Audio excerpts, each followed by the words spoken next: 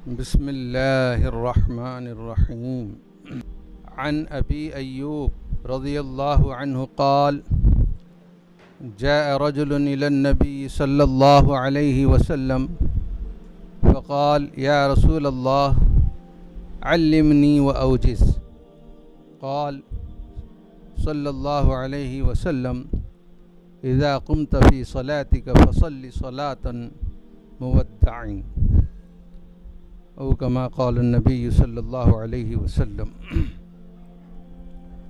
प्यारे नबी सल्लल्लाहु अलैहि वसल्लम का फरमान है, नबी करीम सल्लल्लाहु अलैहि वसल्लम की खिदमत में एक साहब आए।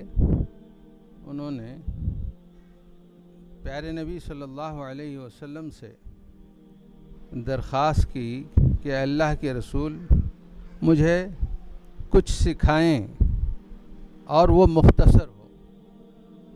नबी करीम सल्लल्लाहु अलैहि वसल्लम ने फरमाया इज़ा क़ुमत फ़ी सलातिका, जब तुम अपने नमाज में खड़े हो तो तुम्हें ऐसी नमाज पढ़नी चाहिए कि तुम्हें गोया कि अब दुनिया छोड़कर जाना है।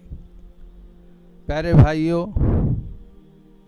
आम तौर पर हम मुसलमानों को एक बड़ी शिकायत होती है कि जब कभी हम नमाज में खड़े होते हैं, नमाज में एक सुई नहीं होती, दिल नहीं लगता।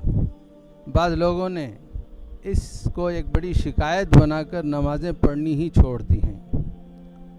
वो कहते हैं कि जब कभी हम नमाज में जाते हैं तो दिल नहीं लगता, बाहर हमारा फ़िक्र भटक रहा होता है, हमारी सोच मुंतशिर होती है।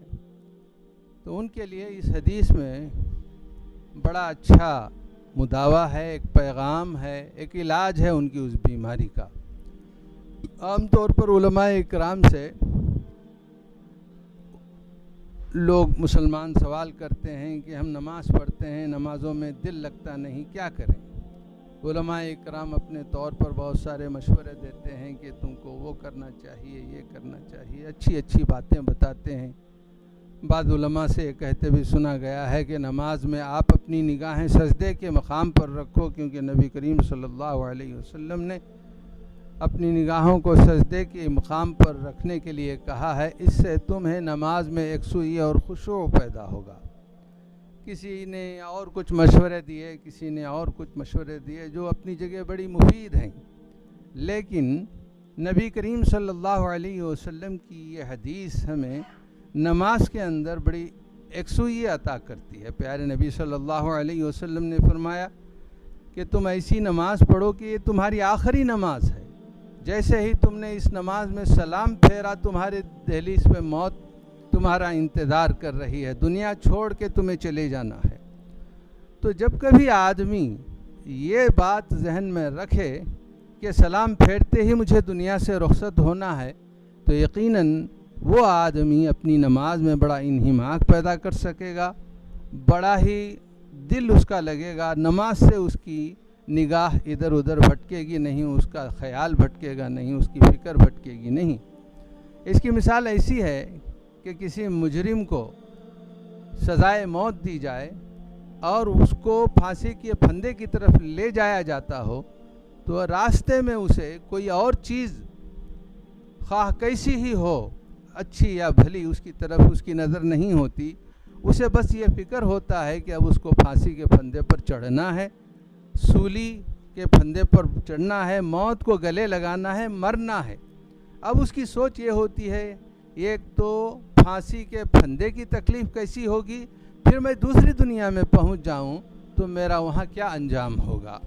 तो अज़ीज़ान गिरामी, नमाज़ पढ़ते हुए नबी अकरम सल्लल्लाहु अलैहि वसल्लम ने जो बात फरमाई कि हर नमाज को हम अपनी आखिरी नमाज समझें, यानी कि जैसे ही हम नमाज से फारिग हों, ये हमारे तसव्वुर में हो कि ये सलाम फेरते ही मुझे मौत का फ़रिश्ता अल्लाह के दरबार में पहुंचा देगा।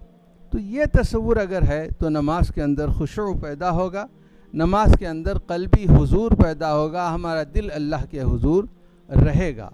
इसके अलावा जो सारी तदबीरें हैं वो भी भली हैं, लेकिन ये एक ऐसा नुस्खा है नमाज में खुशू और खुजू पैदा करने का कि बड़ा ही कारगर है। एक आदमी अपनी पूरी नमाज में ये तसव्वुर रखे कि अब मेरी ये आखिरी नमाज है। हम देखते हैं कि दुनिया के अंदर ऐसा होता है, लोग नमाज़ों में दुनिया से रुखसत हो जाते हैं।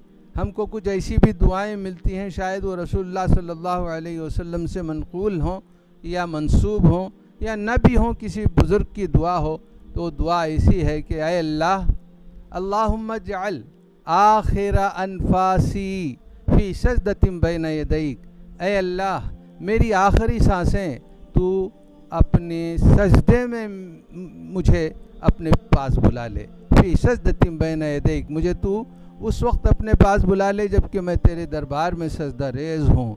ऐसी दुआओं की शौकीन भी उम्मत मुस्लिमा में बहुत सारे बुज़ुर्ग नज़र आते हैं। तो बहरहाल हम अपनी नमाज़ों में अगर खुशू व खुजू पैदा करना चाहते हैं तो ये हदीस हमारे सामने रहे, हम इसको बरतें, इस्तेमाल करें। जब कभी हम नमाज के लिए खड़े हों तो हमारा ये तसव्वुर हो कि अब हमारी सांसें टूटने वाली हैं, सांसों की ये लड़ी ख़त्म होने वाली है। सलाम फेरते ही या उससे पहले ही अल्लाह ताला का फ़रिश्ता हमसे हमारी ज़िंदगी छीन ले। व आखिरु दावाना अल्हम्दुलिल्लाहि रब्बिल आलमीन।